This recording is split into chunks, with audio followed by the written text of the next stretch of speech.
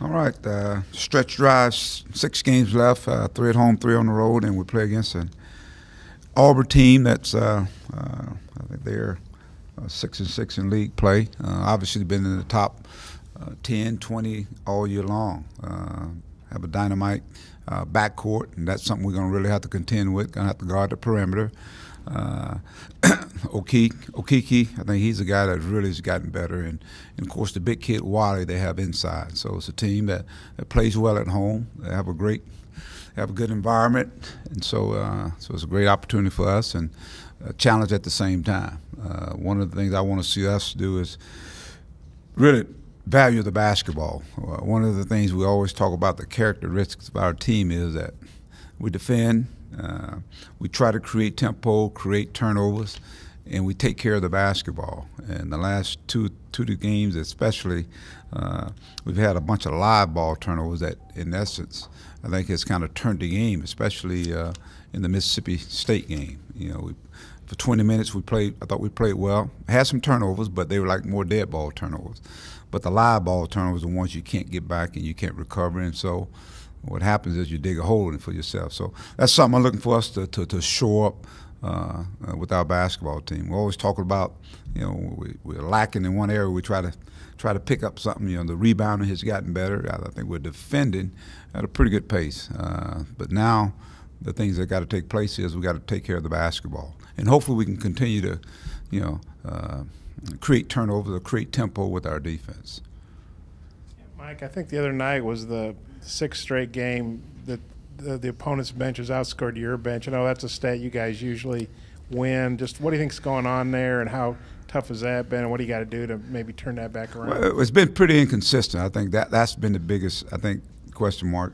Biggest thing that with this basketball team, and of course, obviously you say that's from an experience. Guys understand their roles. I was sitting in on Coach Richards and I and Corey Beck, we sat down and we were kind of watching the Final Four team that won the national championship 25 years. We obviously we're having a reunion with that group, and one of the things that we talked about how hard you're looking at it, how hard we played, but how well connected we were. But everybody understood their roles. They understood their role. So the guys that were coming off, man, they brought what they brought to the table, and they brought it from a consistent standpoint. But you look at some of those guys; they were older guys. They were much more mature. They understood the game, and so when I look at our team, and you look at the guys that are coming off, let's say Desi comes off the bench. You got Keyshawn coming off the bench, Reggie Chaney, and we've seen the potential in these guys. But this is a time of year where it's got to be consistent. And because, our guys that are starting out, they're playing a lot of minutes. And I think right now we're seeing the results of that. When our bench produces, I think we got much more balance on our basketball team. And so I think that's going down the stretch. Our bench, we're going to have to rely on them. But it's been pretty inconsistent throughout the year. You look at the second half over the last 2 weeks. Do you think fatigue is starting to catch up with the guys? Because you mentioned the minutes they're playing. Well, that's what I just said. I just think, because, decision making is a big key, especially, we talk about being a second half team. We see our team come out, and I think, our kids are playing defending. They're doing really good things. But I think in that second half, that last 10 minutes we always talk about, I thought maybe, at some point in time, fatigue will make a coward out you. And sometimes maybe it goes against us. And so that's why our bench has got to be critical, I think, in these next 6 games. We got to get them out there, and they got to go out there and play and continue to play through their mistakes. But hopefully they're somebody that give us a lift. We've seen Gabe where he come in and give us some big lift. We saw that at LSU. We saw Keyshawn came off the bench and gave us a big lift. We've seen where Desi come in. We've seen Reggie come in and just have a real impact on the game. And so we've got to have more of those moments from those guys, as well as the guys that are starting out. They got to get us off to a good start. Live ball turnovers. When you look back at the tape, was it more of the guys trying to move too quick and getting a little too sloppy? Maybe what was some of the causes? Of some well, of I things? thought actually we weren't. It's funny because I thought the execution in the first half. The ball was moving, people were moving. I thought in the second half it was a little more stagnant. And so as it got stagnant, I thought we got a little. Our decision making wasn't very good. go in, and most of it was off penetration. We'll penetrate, leave our feet, and just make bad decisions. I think and the thing about it is hard to recover from those kind of turnovers. And it's something we hadn't been doing all year long. So all of a sudden now it kind of rears its head, and we got to address it. Again, that's something that we thrive on doing.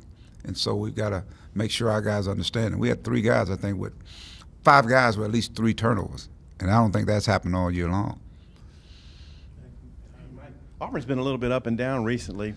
Ole Miss went in there and held them to 55 last week.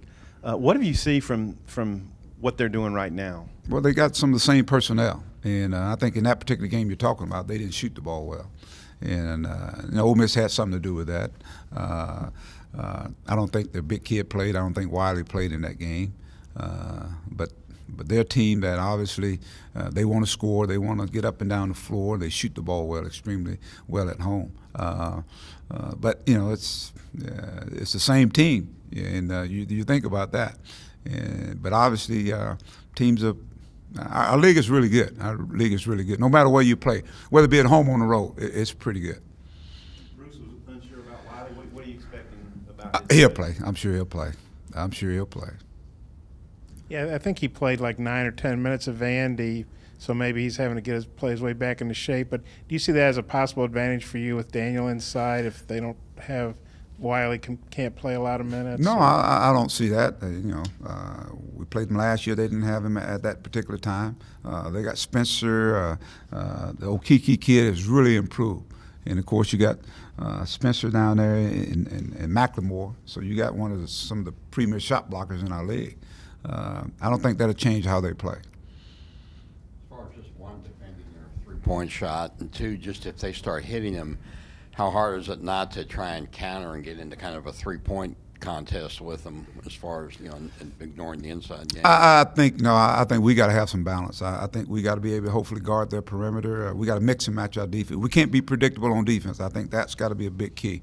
But the key is you got to play to win. I think we got to play to what our strengths are and what's working. If Daniel's an advantage at size, we got to work that. But I want to move him around.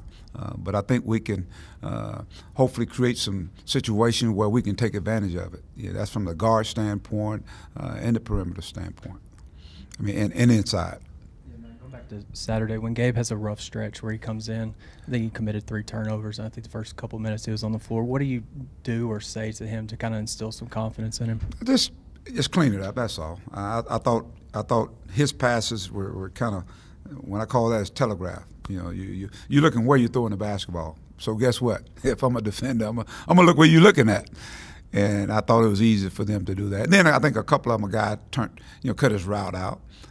So I think from that standpoint, you got to have, you want to remember it, but you want to have short-term memory and go out and do the things you've been doing all year long to help your team win. Because I think Gabe is no question about it. He's an impact player for us coming off the bench. Mike, I think they're averaging almost 33s a game, attempted. I think they shot over 40 against Missouri. And at times, the other SC coaches said they've got 5 guys on the floor that can all knock down a 3. What kind of challenges does that present when they're so reliant on the 3? Well, obviously you got to be there with them because they can shoot the basketball. It spreads your floor, and now you're vulnerable for attacks. And so we've got to, without a doubt, we got to be in constant contact, talking on defense, communicating, making sure they shoot contested shots, not wide open shots. And when you got a guy like Brown, his range is pretty unlimited. The Harper kid, he's a guy that can shoot it and get to the basket. So they present a lot of problems in terms of what they bring to the table. The Dowdy kid, he's a pretty good shooter too. So I think our guys heads got to be on a swivel, and we've got to, no question about it.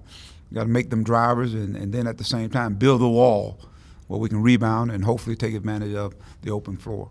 And you're talking about watching film with Corey and Coach Richardson. Do you remember about, was that recently or a while back? And with the bench, they're young guys. A lot of times young guys will kind of hit a wall because they're not used to all these practices and games.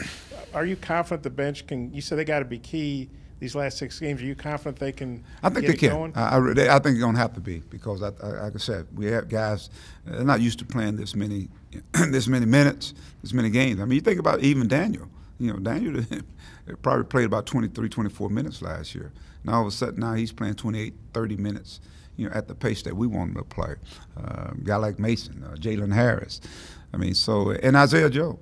I think he was at Northside playing, against Fayetteville High. Now he's out here playing, against some of the elite teams in the country. And so eventually he's going to hit a wall. We played 20 some odd games now? 25 games and practice and all that stuff, but they're young, they're resilient, they can bounce back, and so. But I still think the strength of our team is going to be guys coming off, giving us some quality, efficient basketball. You're confident they can do that? Oh, no question about it. I don't think I put them out there if I didn't think they could, Bob.